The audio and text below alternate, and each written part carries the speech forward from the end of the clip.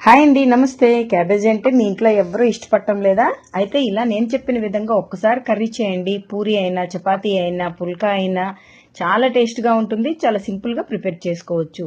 దీనికోసం అయితే ముందుగా ఇలాగా వాటర్లో కొద్దిగా పసుపు, సాల్ట్ వేసేసి ఒకసారి బాగా మిక్స్ చేసేసుకొని కట్ చేసి కడిగి పెట్టుకున్న క్యాబేజ్ని ఇందులో యాడ్ చేసుకోండి. చాలా బాగుంటుందండి కర్రీ అయితే. మీరు ఒకసారి ట్రై చేసి చూడండి. ఇలా క్యాబేజ్ మొత్తాన్ని ఇందులో వేసేసుకున్న తర్వాత ముక్కలుగా కట్ చేసి పెట్టుకున్న 3 చిన్న సైజు బంగాళదుంపల్ని యాడ్ చేసుకోండి. నా దగ్గర చిన్నవి ఉన్నాయి కాబట్టి 3 వేసుకున్నాను, లేదంటే మీరు సైజుని బట్టి యాడ్ చేసుకోండి. ఇలా వేసిన తర్వాత కుక్కర్లో పెట్టేసుకుని 3 విజిల్స్ వచ్చేంత వరకు ఉడికించండి. చూడండి, మనకి క్యాబేజ్ అలాగే బంగాళదుంప కూడా మెత్తగా మగ్గిపోయాయి. ఇప్పుడు దీంట్లో వాటర్ అంతా తీసేసి ఈ పొటాటోకి మనకి పీల్ ఆఫ్ చేసుకోలేదు కదా, ఇప్పుడు వీటిని పీల్ ఆఫ్ చేసేయండి.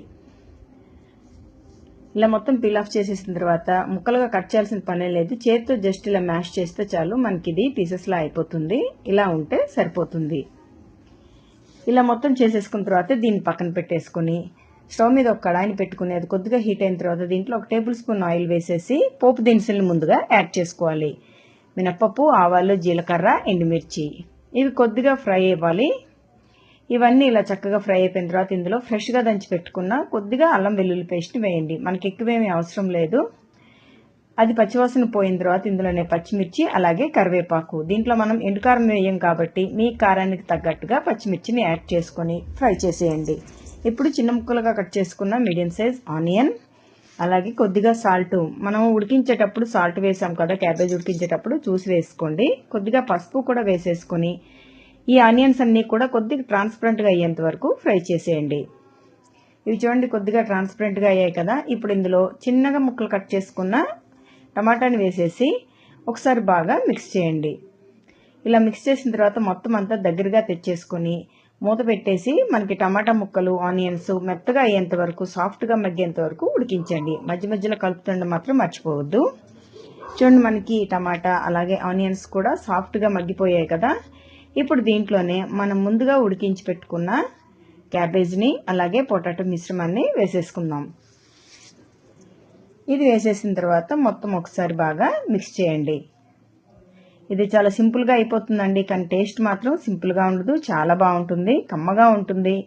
దీంట్లో ఇప్పుడు కొద్దిగా కన్సిస్టెన్సీకి తగ్గట్టుగా ఒక 1/2 కప్పు వరకు వాటర్ని వేసేసుకొని ఒకసారి మొత్తం కలిపేసి కొద్దిగా గరం మసాలాని యాడ్ చేయండి. ఒక 1/2 స్పూన్ అయితే చాలు, దీనికి ఎక్కువేమీ మసాలాలు అవసరం లేదు మనకి. ఇలా మొత్తం కలిపేసేసిన తర్వాత మనం వేసిన మసాలాలన్నీ క్యాబేజ్ అలాగే పొటాటోకి పట్టేందుకు ఒక 2 మినిట్స్ పాటు మూత పెట్టకుండా దీన్ని ఉడికించండి. చూడండి, మనకి ఇలాగా ఉడికొచ్చింది కదా, అంటే మనకి కర్రీ రెడీ అయిపోయినట్టు. ఇప్పుడు స్టవ్ ఆఫ్ చేసేసుకొని ఈ కర్రీని సర్వింగ్ బౌల్లోకి తీసేసుకుందాం. అంతే, ఎంతో టేస్టీగా కమ్మగా ఎవరికైనా నచ్చే విధంగా, అసలు క్యాబేజ్ వాసనే రాదండి, చాలా బాగుంటుంది. ఇలా ఒకసారి ట్రై చేయండి. మీకు నచ్చితే మీ ఫ్రెండ్స్ అండ్ ఫ్యామిలీ మెంబర్స్కి షేర్ చేయండి. అలాగే మరిన్ని టేస్టీ రెసిపీస్ కోసం నాదే క్రియేషన్స్ని సబ్స్క్రైబ్ చేసుకోండి. వీడియోకి ఒక లైక్ ఇవ్వడం మాత్రం మర్చిపోకండి ఫ్రెండ్స్. అలాగే నాకు కామెంట్ చేయండి మీకు ఎలా నచ్చిందా లేదా అనేది. Thank you for watching.